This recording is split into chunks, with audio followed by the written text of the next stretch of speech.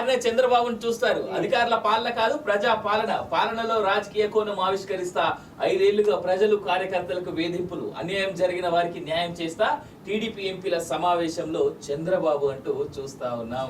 ఇక్కడ నేను మొదటి నుంచి మేము చెప్తానే ఉన్నాం, ఆంధ్రప్రదేశ్ లో 2 కులాల మధ్య కొట్లాట, రెడ్డి వర్సెస్ కమ్మ కొట్లాటలో ఈరోజు బడుగు బలహీన వర్గాలకు సంబంధించినటువంటి కార్యకర్తలు, నాయకులందరూ కూడా బలైనటువంటి సందర్భాలు చాలా చూసిన. వాస్తవంగా ఈరోజు గతంలో 2014 నుంచి 2019 వరకు చంద్రబాబు నాయుడు అరాచక పాలనలో వైసీపీ కార్యకర్తలు బలైనరు. 2019 నుంచి 2024 వరకు వైసీపీ పాలనలో టీడీపీ కార్యకర్తలు, నాయకులు బలైనరు.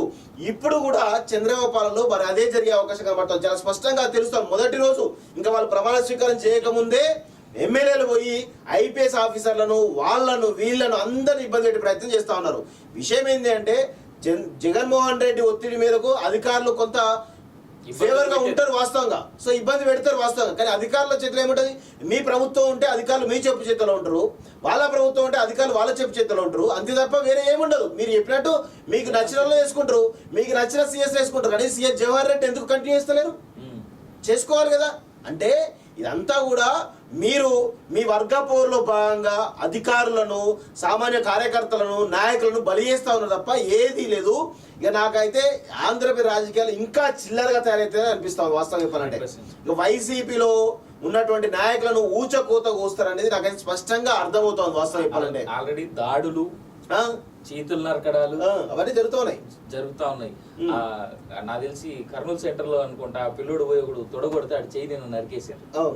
ఇప్పుడు పరిటాల ఫ్యామిలీ మీద ఏదైతే అతను తొడగొట్టడం జరిగిందో క్లాక్ టవర్ లో అతను చేయి నరికేసాను నేను. ఎవరు? హరికృష్ణ రెడ్డి అని. అవునా? అది నిన్ననే చేయి నరకడం జరిగింది. అది అసలు ఎంత దారుణమో. మరి ఇంత ఘోరంగా ఉండకూడదు అసలు రాజకీయాలు అనేవి. అందుకే నాకు ఆంధ్రప్రదేశ్ రాజకీయాలు అంటే చిరాకు. అంటే దానంత దరిద్రమైనటువంటి పాలిటిక్స్ ఈ దేశంలో కానీ ఈ ప్రపంచంలో కానీ ఉండవనైతే నేనైతే అనుకుంటాను వాస్తవంగా చెప్పాలంటే. ఎంత దరిద్రం అంటే మీ 2 కులాల మధ్య కొట్లాటల కోసం సామాన్యమైనటువంటి ప్రజలను ఇబ్బందులు పెడతా ఉన్నారు వాస్తవం చెప్పాలంటే. నిజంగా ఏపీ ప్రజలు ఇంకా మారరు అనేది చాలా స్పష్టంగా నాకైతే అర్థమవుతోంది. మీ బతుకులు ఎట్లయితే చేసుకున్నాం అంతే. సెలవుపై జవహర్ అలా వెళ్లాలని ముందుగానే సంకేతాలు. ఏపీ సీఎస్ తీరుపై సీనియర్ల విస్మయం. 40 మంది సలహాదారులకు ఉద్వాసన. వైసీపీ ఐపీఎస్ లకు భంగపాటు. బాబు దర్శనమే దొరకని పిఎస్ఆర్ సంజయ్, గేటు దాటని సిబ్బంది. తప్పుడు కేసులు పెట్టిన సంజయ్ కారును వెనక్కి పంపిన పోలీసులు. బాబును అరెస్ట్ చేసిన కొల్లి విలవిల. వెనక్కి వెళ్లాలనుకునే డిప్యూటేషన్ అధికారులకు చెక్. ఐఎన్పిఆర్ కమిషనర్ పై నిఘా. ఇప్పుడు వీళ్ళను సెలవుపై వెళ్ళడానికి గానీ వెళ్ళడానికి గానీ ఏ ఛాన్స్ లేదు. మీరు ఇక్కడే ఉండరు చూపిస్తా అని చెప్పేసి మామూలు కాదు. ఆ డీజీపీ, మాజీ డీజీపీ తీసుకొచ్చి నువ్వు ఎటు పోయేది లేదు, అర్జెంట్ డీజీపీ ఆఫీస్ లో రిపోర్ట్ చేయను అన్నారు. జవహర్ అయితే ఇమీడియట్ గా నువ్వు సెలవు పెట్టి వెళ్ళిపో అని చెప్పేసి మరి దారుణం. అపాయింట్మెంట్ ఇవ్వలేదు. అంటే చూడండి, ఈ దేశంలో పాలనను పకడ్బందీలో పెట్టేటువంటి బ్యూరోక్రాట్లకు జరుగుతున్నటువంటి అన్యాయం వాస్తవం చెప్పాలంటే దీనిపైన అందరం మాట్లాడాలి. అది ఎవరైనా అయింది, టీడీపీ అయితే జగన్ అయితే చంద్రబాబు అయితే ఎవరైతే అంటే ఒక ఐపీఎస్ ఆఫీసర్, ఆయన చదువుకున్న ఒక అత్యున్నతమైన సర్వీస్ భారతదేశంలో, ఆ సర్వీస్ చదువుకొని ఈరోజు ఎంపిక అయితే ఇలాంటి వాళ్ళు వచ్చి రౌడీ లాగా వచ్చి వాళ్ళపైన జులుం చెలాయిస్తా ఉన్నారు వాస్తవం చెప్పాలంటే. బరాబర్ ఇట్లే మాట్లాడతాం మేము. ఇక్కడ ఇంకో మాట చెప్పాలి. ఈ విషయంలో రేవంత్ ని మెచ్చుకోవాలన్నా ఆయన్ని ఎంత ఇబ్బంది పెట్టినా ఈ బీఆర్ఎస్ కి సంబంధించినటువంటి ఐఏఎస్ ఐపీఎస్ లీగల్ చేస్తున్నాడు. ఎగ్జాక్ట్లీ వాళ్ళతో పని చేస్తున్నాడు తెలుసా. వాస్తవం ఏంటంటే ముక్కు విండి ఉరకండ్రా ఇప్పుడు అని చెప్పేసి కాళ్ళకి షూస్ లేకుండా బరియల్ గ్రౌండ్ లో ఉడికిస్తున్నాడు. రేవంత్ రెడ్డి పనితోని కొడుతున్నాడు. ఇట్లా శిక్షలు మాత్రం ఇప్పుడు ఆయన ఫోన్ ట్యాప్ చేశారు, ఏం చేసిండు ఇమీడియట్ గా దానిపైన లీగల్ గా వాళ్ళని తీసుకుపోయి ఏదో కొట్టడమో నరకడమో ఇంకే ఇబ్బంది పెట్టడమో చేస్తలేడు. లీగల్ గా తీసుకుపోతున్నాడు, ఎంక్వైరీ చేపిస్తున్నాడు, ఎవరు తప్పు ఉంటే జైలు పంపిస్తున్నాడు. చేయండి. మీరు ఎవరైతే జవహర్ తప్పు చేస్తే సాక్ష్యాలతో సహా జైలు పంపండి. ఆ కొల్లి అని ఎవరైతున్నారో ఐపీఎస్ ఆఫీసర్ ఆయన తప్పు చేస్తే జైలు పంపేయండి, మిగతా వాళ్ళతో జైలు పంపేయండి. లీగల్ గా చేయండి అంతే తప్ప ఇల్లీగల్ గా ఇట్లా చేస్తా అంటే ఇక మిమ్మల్ని ఇక ఆంధ్రప్రదేశ్ ప్రజలు కాపాడే నాతుడే ఉంటాడు వాస్తవం చెప్పాలంటే. అన్ఫార్చునేట్లీ దీంట్లో ప్రజలు ఎక్కువ ఇన్వాల్వ్ అవుతున్నారు. ఆయన చంద్రబాబును చూస్తారు. అధికారుల పాలన కాదు, ప్రజా పాలన. పాలనలో రాజకీయ కోణం ఆవిష్కరిస్తా 5 ఏళ్లుగా ప్రజలు కార్యకర్తలకు వేధింపులు, అన్యాయం జరిగిన వారికి న్యాయం చేస్తా టీడీపీ ఎంపీల సమావేశంలో చంద్రబాబు అంటూ చూస్తా ఉన్నాం. ఇక్కడ నేను మొదటి నుంచి మేము చెప్తానే ఉన్నాం. ఆంధ్రప్రదేశ్ లో 2 కులాల మధ్య కొట్లాట, రెడ్డి వర్సెస్ కమ్మ కొట్లాటలో ఈరోజు బడుగు బలహీన వర్గాలకు సంబంధించినటువంటి కార్యకర్తలు, నాయకులందరూ కూడా బలైనటువంటి సందర్భాలు చాలా చూసిన వాస్తవంగా. ఈరోజు గతంలో 2014 నుంచి 2019 వరకు చంద్రబాబు నాయుడు అరాచక పాలనలో వైసీపీ కార్యకర్తలు బలైనరు. 2019 నుంచి 2024 వరకు వైసీపీ పాలనలో టీడీపీ కార్యకర్తలు, నాయకులు బలైనరు.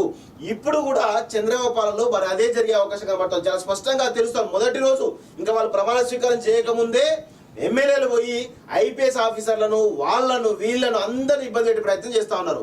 విషయం ఏంటి అంటే జగన్మోహన్ రెడ్డి ఒత్తిడి మేరకు అధికారులు కొంత ఫేవర్ గా ఉంటారు వాస్తవంగా, సో ఇబ్బంది పెడతారు వాస్తవంగా. కానీ అధికారుల చేతిలో ఏముంటది? మీ ప్రభుత్వం ఉంటే అధికారులు మీ చెప్పు చేతిలో ఉంటారు, వాళ్ళ ప్రభుత్వం ఉంటే అధికారులు వాళ్ళ చెప్పు చేతిలో ఉంటారు. అంతే తప్ప వేరే ఏముండదు. మీరు చెప్పినట్టు మీకు నచ్చిన వాళ్ళు వేసుకుంటారు, మీకు నచ్చిన సీఎస్ వేసుకుంటారు. కానీ సీఎస్ జవహర్ రెడ్డి ఎందుకు కంటిన్యూ చేస్తలేరు? చేసుకోవాలి కదా. అంటే ఇదంతా కూడా మీరు మీ వర్గ పోరులో భాగంగా అధికారులను, సామాన్య కార్యకర్తలను, నాయకులను బలి చేస్తా ఉన్నారు తప్ప ఏదీ లేదు. ఇక నాకైతే ఆంధ్రప్రదేశ్ రాజకీయాలు ఇంకా చిల్లరగా తయారైతే అనిపిస్తాం వాస్తవం చెప్పాలంటే. ఇక వైసీపీలో ఉన్నటువంటి నాయకులను ఊచకోత కోస్తారనేది నాకైతే స్పష్టంగా అర్థమవుతోంది వాస్తవం చెప్పాలంటే. ఆల్రెడీ దాడులు, చేతులు నరకడాలు అవన్నీ జరుగుతూ ఉన్నాయి. నాకు తెలిసి కర్నూలు సెంటర్ లో అనుకుంటా పిల్లోడు పోయి ఒకడు తొడగొడితే ఆడు చేయి నేను నరికేసాను. ఇప్పుడు పరిటాల ఫ్యామిలీ మీద ఏదైతే అతను చేయగొట్టడం తొడగొట్టడం జరిగిందో క్లాక్ టవర్ లో అతను చేయి నరికేసారు. నేను ఎవరు? హరికృష్ణారెడ్డి అని. అవునా? అయింది అది. నిన్ననే చేయి నరకడం జరిగింది. అది అసలు ఎంత దారుణమో.